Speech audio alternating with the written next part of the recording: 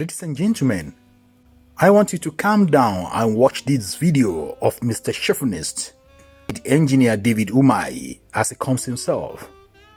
Look at the way he addressed Laila Johnson's Salami of Arise Television.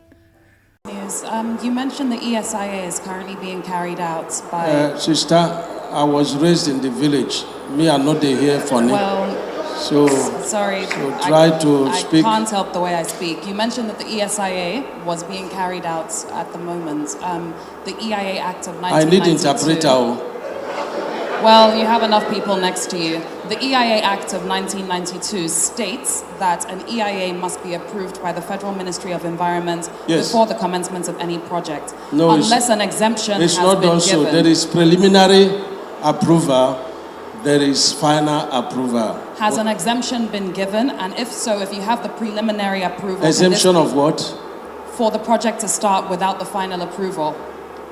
If you have the preliminary approval, can this be shared? We are following due process. So can we have a copy of the preliminary approval? It is federal government that approval? gives the approval. It's not you. So can we have a copy of the preliminary approval? We have the approval. And you can make that public to the media? Everything in order. Okay, thank you. Two more questions. I want you to give your own comments on the behavior of this woman hater, Mr. Engineer Dave Umahi. In my own opinion, I don't actually see what is wrong in the donation of Laila Johnson Salam. She was actually doing her job. That is what she's been paid for, to ask questions, to bring truth to the table. And exactly that is what she was doing, asking Mr. Big Ego on the job he is also being paid for. He's not doing anybody any favor, but he's doing his job. And we need to ask him questions to explain to us the reason behind what they are doing regarding the circular road, or what do they call it? The coastal road. I think they call it coastal road. The road he was constructing, or the way the road is built to construct from Lagos to Calabar, as they call it. Laila Johnson Salami was asking him to show approval if proper diligence was done before the commencement of the job, because they've been destroying properties and businesses and taking people out of work and killing businesses along the route. And their claim is to be able to construct the road without any problem. But we need to know if due diligence was done. But instead of answering the question, he tried to rattle the woman, to intimidate her, embarrass her, and put her down so that she can get off a line of thought. Trying to see that she doesn't ask the question the way it's supposed to be.